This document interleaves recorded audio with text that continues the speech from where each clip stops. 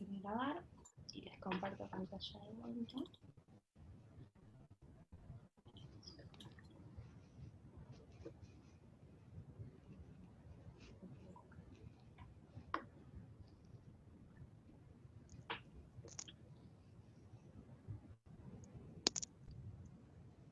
Bueno, retomamos ahí entonces el contrato de franquicia.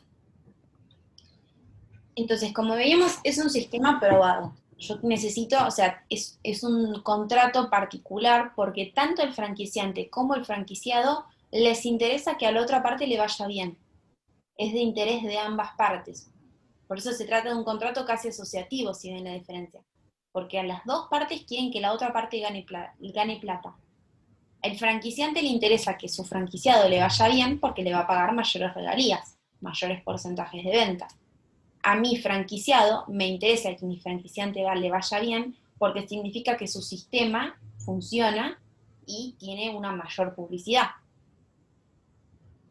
Dentro del contrato de franquicia juega un elemento muy importante los derechos industriales, que son de propiedad del franquiciante, y que como parte de la franquicia, el franquiciante me va a permitir utilizar esos elementos inmateriales. Fíjense que acá en el mismo concepto de la ley habla de nombre comercial, de emblema, de marca. ¿Se acuerdan las diferencias de los conceptos? Nombre comercial, emblema, marca.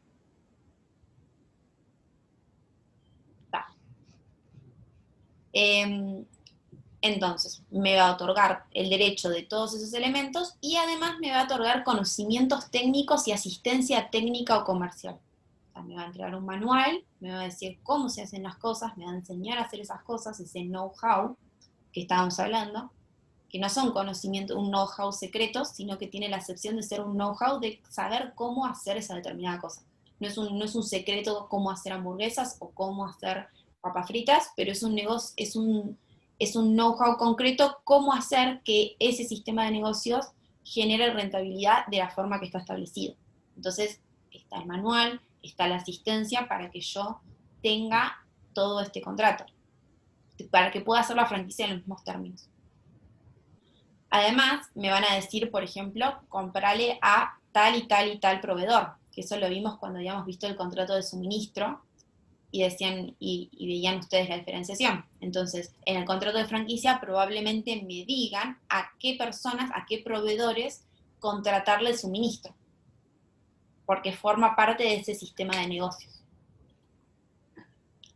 Yo ahí les puse algunas características para que les queden, que son, es un negocio probado, beneficia a ambas partes, permite que, ahí se me fue una letra, permite que con un capital limitado yo pueda realizar emprendimientos independientes con negocios que funcionen, ¿no? Una cosa que les decía el doc que tengan en cuenta es que en Argentina solemos, ¿cómo se dice?, utilizar nombres para figuras que no lo son. Entonces, muchas veces se escucha esto de vendo franquicias, cuando en realidad son negocios que nunca se hicieron, con lo cual yo jamás voy a poder vender una franquicia de un negocio que no está aprobado, que nunca se hizo.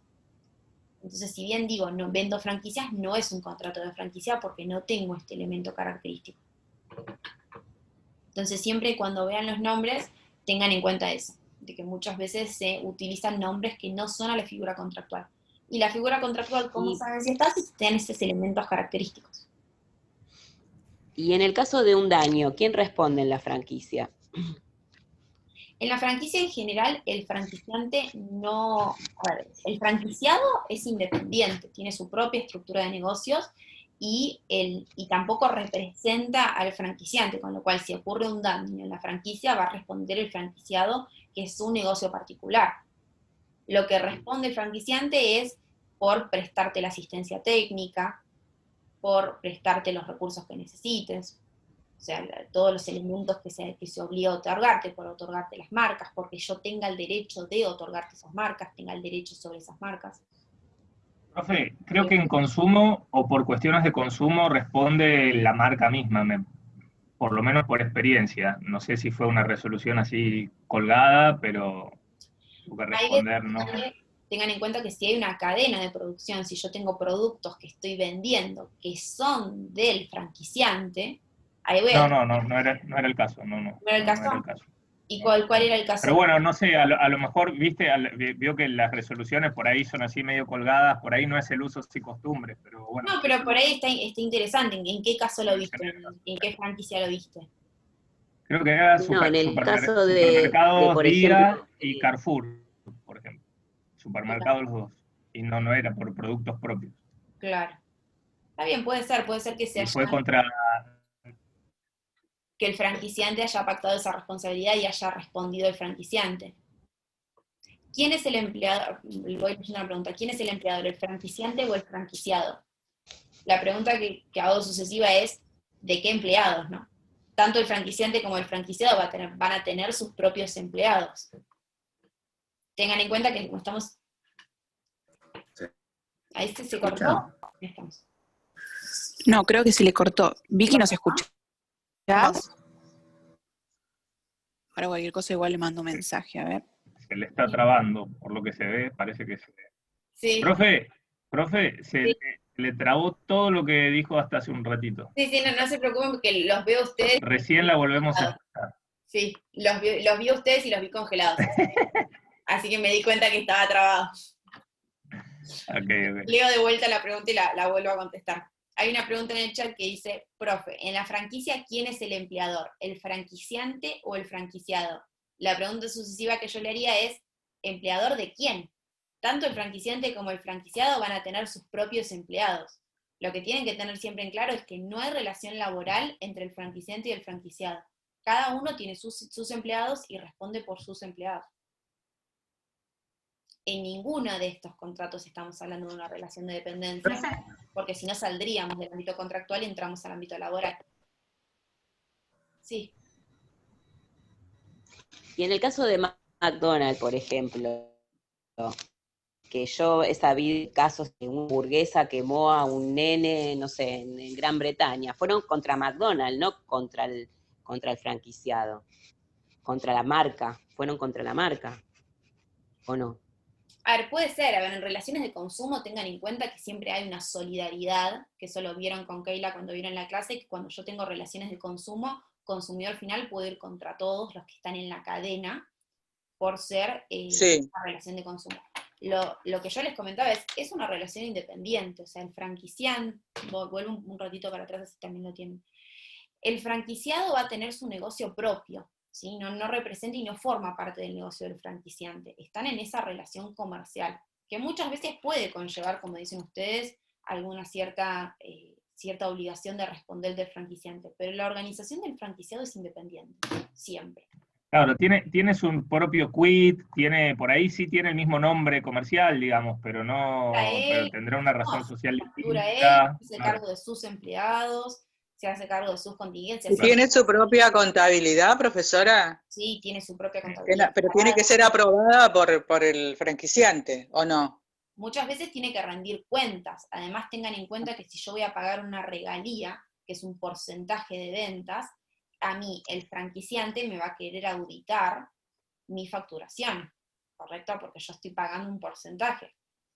Pero la facturación es separada. O sea, siempre tengo mi propia organización, tengo mis empleados, mi facturación, mi organización, sujeta a las condiciones que yo haya pactado en ese contrato de franquicia. No puedo hacer lo que quiera porque yo tengo un montón de cuestiones que tengo que seguir en base a ese contrato de franquicia. Pero son contratos independientes. Una sola, ¿no? Estoy equivocada. ¿Cómo? No se escucha. ¿Querés repetir, María, que se cortó? No se escucha. No, a mí, vos sabés que yo trabajé en McDonald's cuando era muy chica, ¿no? Y a mí el que me pagaba el sueldo era Arcos Dorados. Yo tenía un recibo de sueldo que decía Arcos Dorados. Pero hay negocios que son directos de McDonald's, directos de Arcos Dorados. Algunos son franquicias y otros son de Arcos Dorados, propios de Arcos Dorados. Por eso a lo mejor vos trabajaste en un local que era propio de Arcos Dorados. Claro. Si a vos te pagaba Arcos Dorados, vos estabas trabajando para Arcos Dorados. No tenías una franquicia ahí. Que McDonald's otorgue franquicias no quiere decir que en todos los casos sea una franquicia. Si a vos te pagaba tu sueldo Arcos Dorados S.A. y la sociedad estaba operada y el negocio estaba operado por Arcos Dorados, era un negocio de Arcos Dorados, no era una franquicia.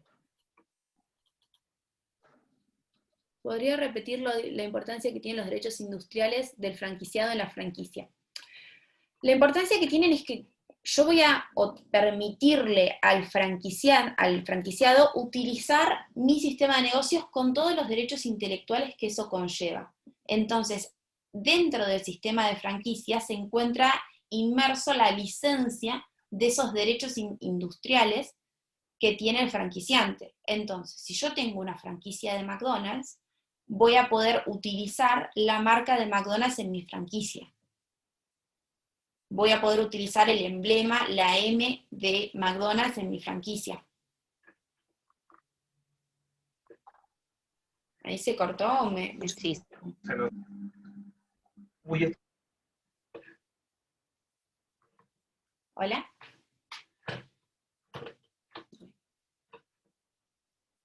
Hola, hola. Ahora sí la escuchamos, profe. Siento lo que no se escucha. Si no, voy a tratar de compartir internet desde acá porque justo hoy se la fue a nevar acá y la conexión de internet está fallando. Bueno, ¿ahí me escuchan? Ahí se escucha perfecto. sí, profe.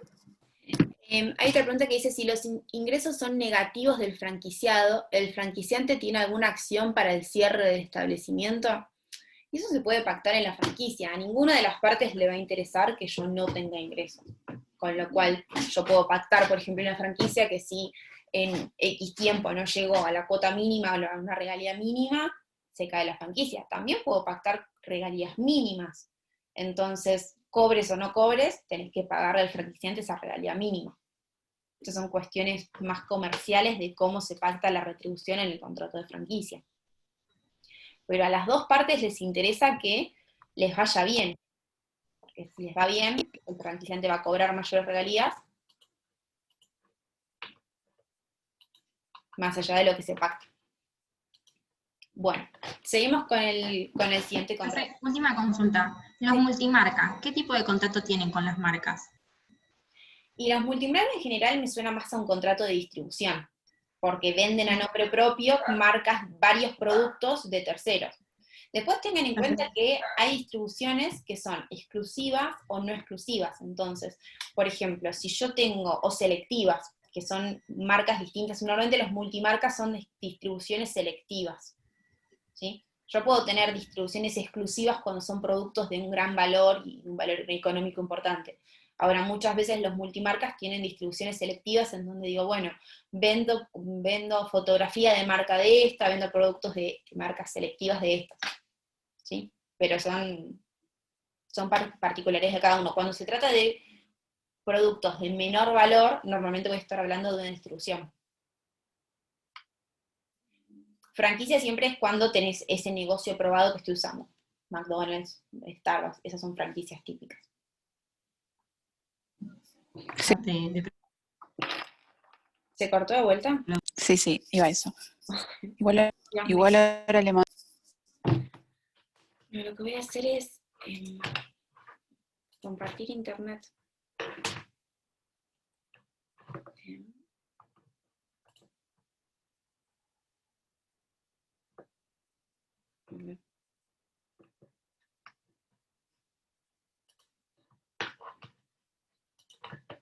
Perdón, chicos, estoy conectando acá, así van a tener una conexión un poco más estable. Ahí estamos. ¿Ahí me escuchan bien?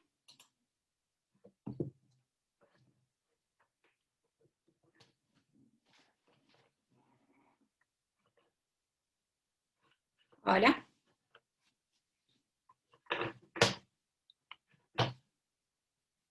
Hola, hola. Hola, hola.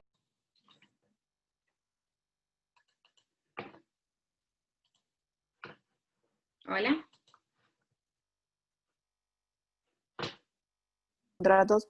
Y no me olvido que también prometí ayer, para alguien de esta comisión, pero en la otra comisión, mandar formas de de agrupar los contratos por cuadros, así lo pueden estudiar bien.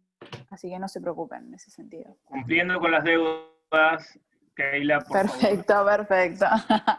Está bien, me hago cargo. Encima igual se los digo acá en vivo, porque fue en la otra comisión, pero era una chica de acá. Abril, si no me equivoco, lo había preguntado. Así que encima que se los digo, me dicen que cumpla con las deudas. Vale, chicos, ahí volvió el internet, les pido perdón por la interrupción. Bueno, si no hay más dudas, seguimos entonces con el contrato de mutuo. El contrato de mutuo es aquel en el cual el mutuante se compromete a entregar al mutuario en propiedad determinada cantidad de cosas fungibles. Las cosas fungibles son aquellas cosas que son consumibles, en virtud de lo cual yo me obligo a entregar igual cantidad de cosas de la misma calidad y especie. ¿Cuáles son, por ejemplo, cosas fungibles?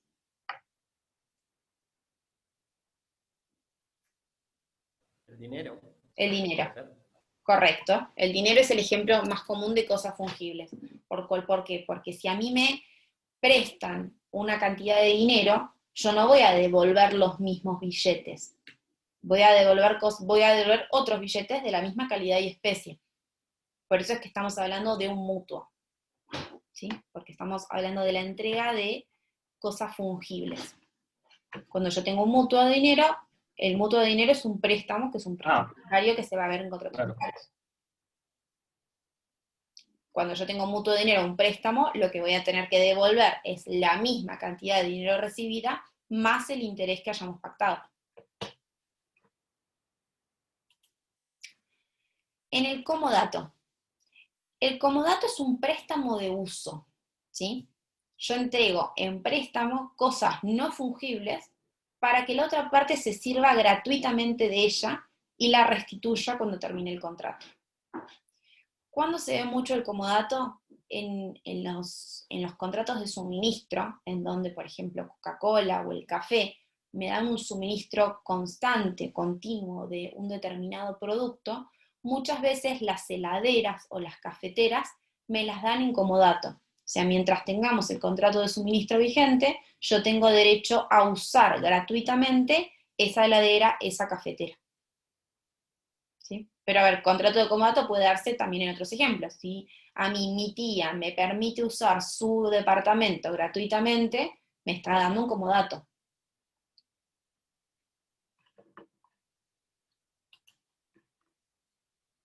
El fideicomiso.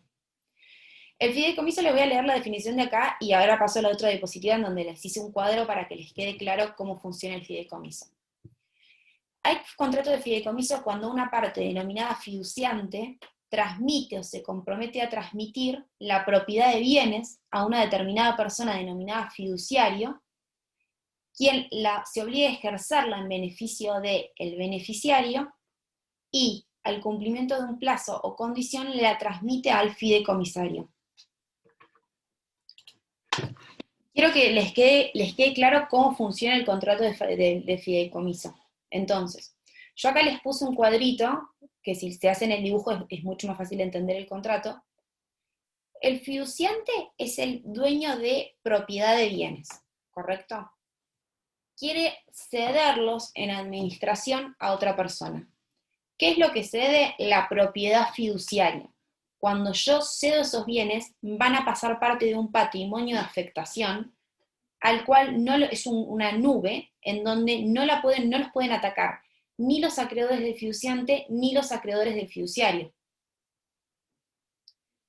El fiduciario va a administrar esos bienes en beneficio de quien se designa en el contrato, que va a ser el beneficiario, y al final del plazo o cumplimiento de una condición van a transmitirse al fideicomisario. ¿Correcto? Tengan en cuenta que las dos partes que necesariamente tengo que tener en un contrato de fideicomiso es el fiduciante y el fiduciario, porque quien administra no puede ser el mismo que quien transmite la propiedad de los bienes.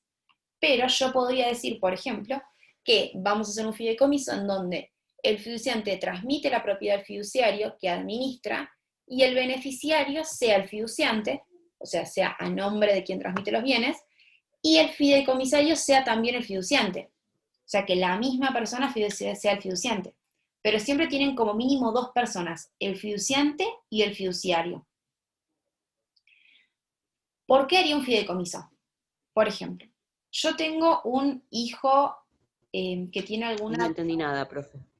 Sí, vamos de vuelta, vamos despacio. Es un contrato que tiene nombres difíciles y por ahí con un ejemplo se va a ver bien y la idea es que lo entiendan bien el contrato.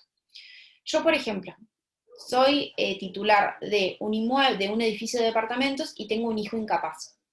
Entonces, yo quiero asegurarme que mi hijo va a estar atendido. Pero él no puede administrar el edificio de departamentos porque tiene una incapacidad que se lo impide. Entonces, ¿qué hago? Yo, fiduciante, dueño del edificio, transmito el edificio en patrimonio, en propiedad fiduciaria, o sea, lo afecto al fideicomiso, hago que una persona de confianza lo administre, cobre los alquileres, y designo como beneficiario a mi hijo. Entonces me lo va a administrar un tercero que va a cobrar los alquileres, le va a dar los beneficios de esos alquileres a mi hijo, y cuando se cumpla la condición, cuando, por ejemplo, vence el plazo o mi hijo sea mayor, si por ejemplo lo hago con un menor de edad y no con un incapaz, se lo transmita a mi hijo, ¿sí? Entonces, yo lo que estoy haciendo es desafectar bienes de mi patrimonio, afectarlos a un fideicomiso, esos bienes van a quedar en una nube en donde no van a poder atacarlo ni los acreedores del fiduciante ni los acreedores del fiduciario, porque pasan a otro patrimonio, a un patrimonio de afectación. Por eso yo les puse la nubecita arriba. Pasan a ese patrimonio y los administra un tercero. Los administra en favor de un beneficiario de un fideicomisario. Tengan en cuenta que esta operatoria, así como se las estoy diciendo, sirve para muchísimos negocios distintos, ¿sí? O sea, se pueden imaginar y puede aplicar a muchos negocios. Hoy en día, cuando hablamos de fideicomiso, muchas veces se desprestigia el nombre porque se asume que se van a hacer negocios que no son tan lícitos y demás, o que voy a querer no pagarle a mis acreedores, entonces los pongo en un fideicomiso. Sáquense todas esas ideas de la cabeza y véanlo como un instrumento. También se ha dicho que las sociedades sirven para estos mismos fines. Entonces, una sociedad, un fideicomiso, no está hecha para fines ilícitos, está hecha para estos mismos fines y se puede aplicar a todas las situaciones que ustedes imaginen.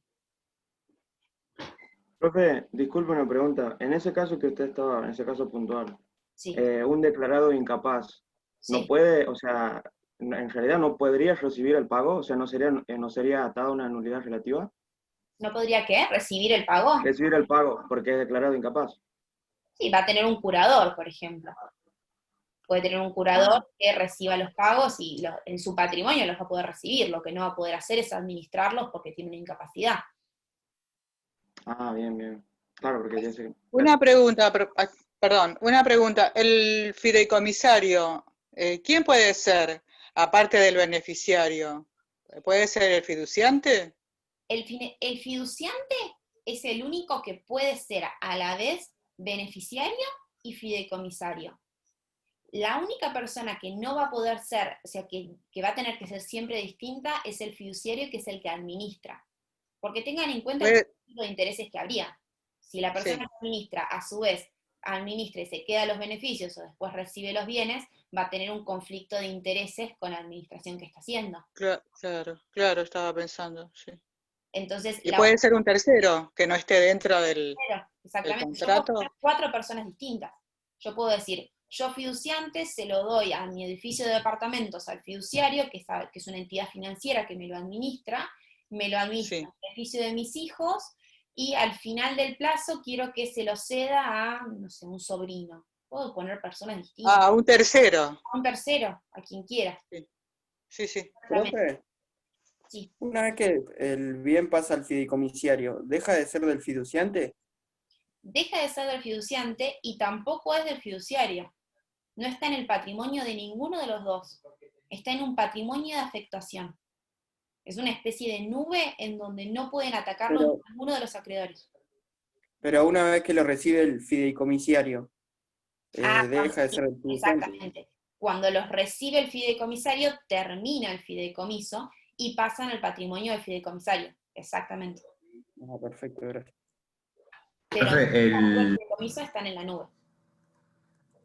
¿el plazo lo determinan las partes? ¿El plazo para que el patrimonio pase al fideicomisario? ¿Comisario? Sí, lo determinan las partes. No les quiero mentir porque en el código anterior el plazo era, quiero fijarme la hora con los dos. En el código anterior el plazo era de 30 años. Yo no me acuerdo si el Código Civil y Comercial lo extendió a 50, el plazo máximo del fideicomiso, pero tiene un plazo máximo que está fijado por el código.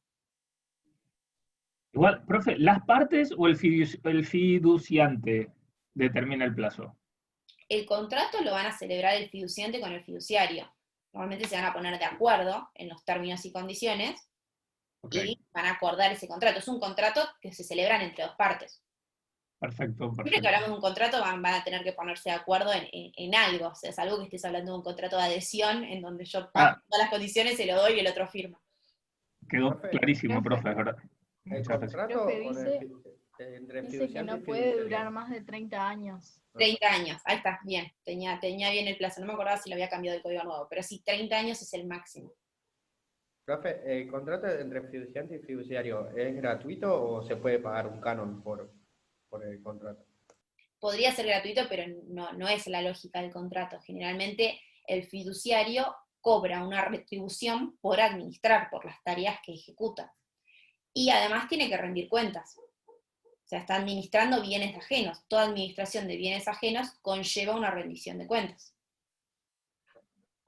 Los bancos ofrecen ese servicio para dinero puede ser también, ¿no? ¿O solo para bienes? Tienen que ¿O ser sería administrar. otra figura? Y ¿O sería otra figura ya? creo que estamos hablando de otra figura. O sea, tienen que ser Ah, alguien pues. que pueda administrar. El dinero es un bien fungible, más que administrar. No sé, podría ser, tendríamos que ver si se puede dar con dinero. No, lo que recuerdo es que entre dos partes, o sea, entre las partes no, entre el padre de un chico y el banco le decían, yo te dejo en el banco acá tanta plata, se hacía un contrato, pero no recuerdo si era esta figura o no, pero me suena parecido, pero bueno, puede ser pero era de dinero, quedaba en un plazo fijo, el banco se lo administraba, o quedaba así en una inversión segura entre comillas, todo, ¿no? Obvio, y a la mayoría de edad le quedaba al hijo directamente sin ninguna intermediación del padre. Así ya estaba destinado, digamos. Sí, podría ser el caso con dinero. No es el caso más habitual, pero no veo por qué no. Porque la verdad es que el dinero es bien, con lo cual, sí. ¿El fideicomisario puede ser el mismo beneficiario? Sí, el fideicomisario. Las partes que pueden coincidir con las combinaciones que quieran son fiduciante, beneficiario y fideicomisario. El único que no puede ocupar otro rol es el fiduciario. Todo el resto de las partes pueden coincidir. Quedan poquitos contratos, así que yo creo que vamos a llegar a terminarlos hoy.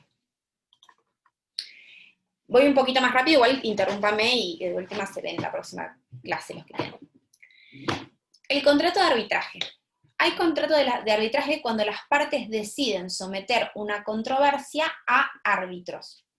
Van a haber arbitraje porque en alguna bolilla del programa tienen métodos alternativos de resolución de controversias, en donde van a haber mediación, van a haber seclo y van a haber arbitraje.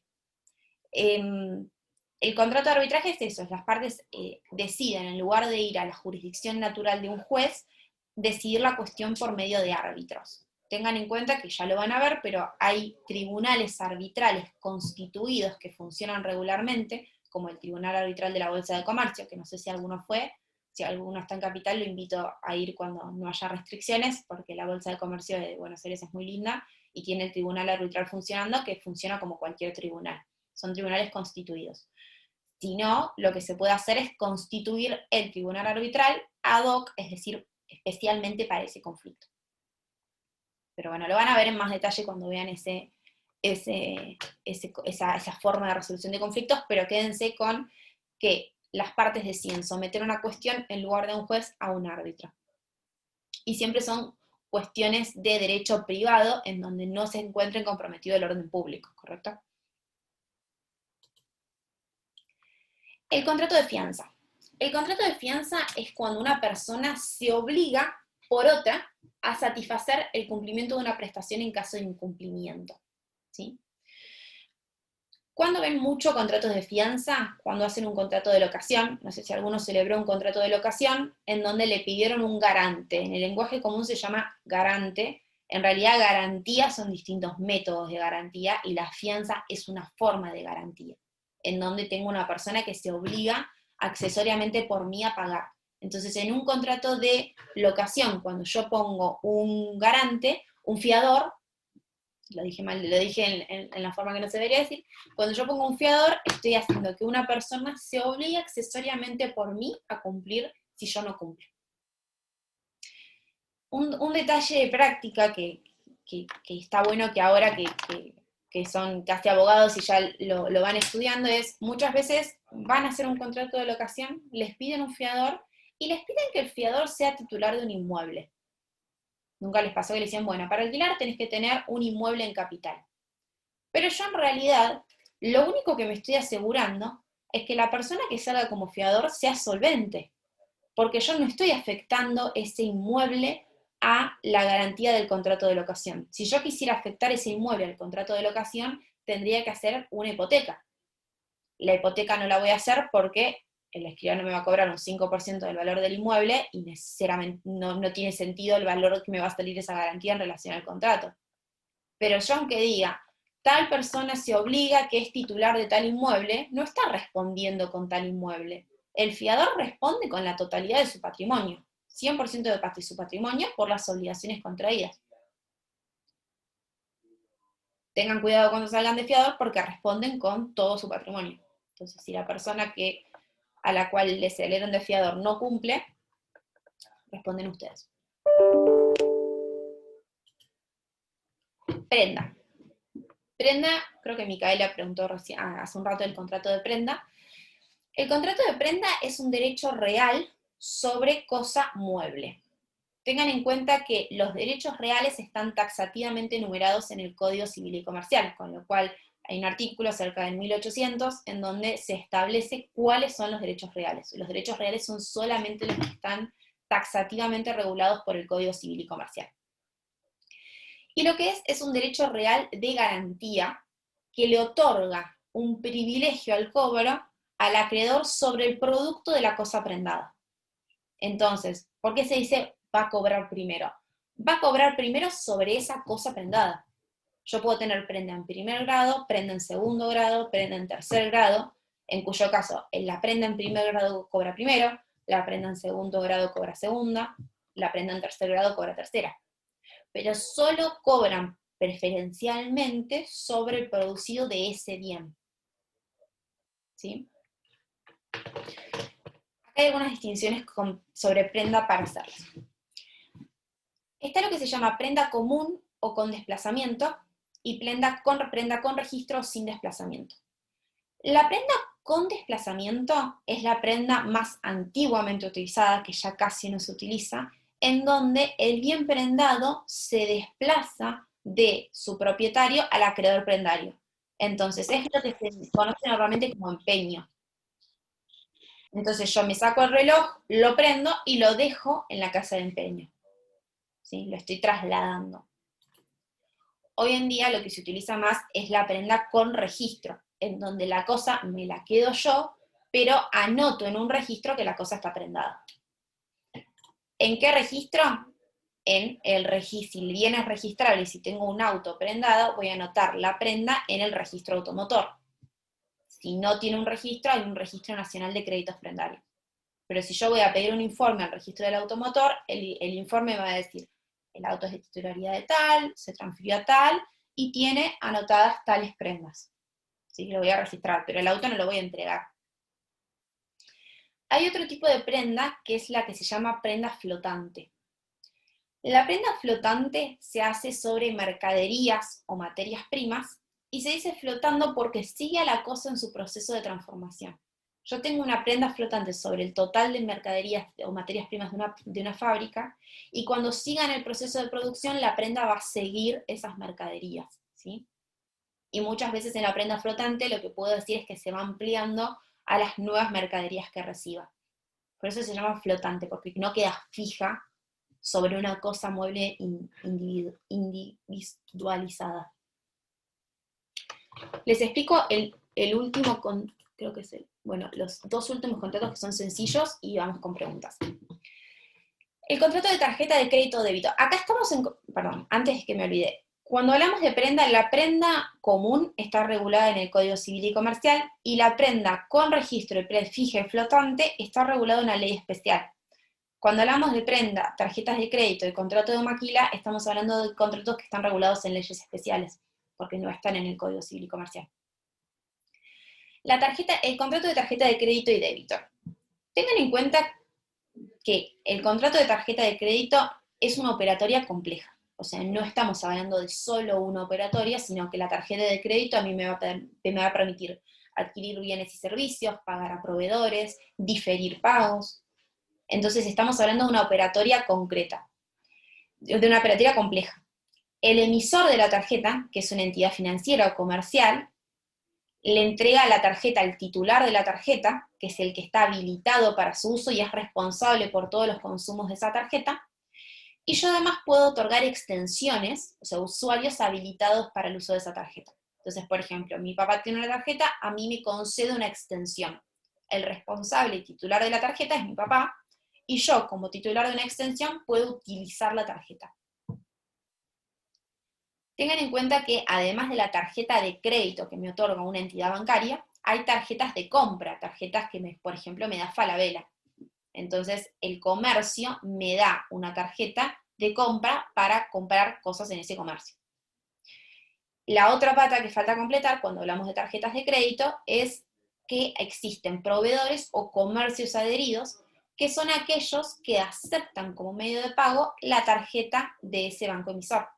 Entonces, cuando van a un comercio y les dicen, bueno, acá aceptamos tarjeta de Visa, crédito, estamos aceptando las tarjetas de ese banco emisor. Hoy en día tienen empresas como el APOS, creo que se llama, que es la tarjeta de Visa o Mastercard, no son de bancos, sino que hay una empresa, una entidad que opera esas tarjetas de crédito, y que distintos bancos utilizan ese sistema. El banco que otorga la misma tarjeta que tiene su propio sistema es American Express. Vieron que American Express no es Visa o Mastercard, es American Express. Tienen su propia tarjeta porque tienen su propio sistema. Pero bueno, eso es más detallado. Y vamos al último contrato que vamos a ver, que es el contrato de maquila. El contrato de maquila es un contrato de producción agropecuaria, en donde el productor agropecuario se obliga a suministrar materia prima y tiene derecho a participar en los productos finales que se convengan. Entonces yo, por ejemplo, le doy la malta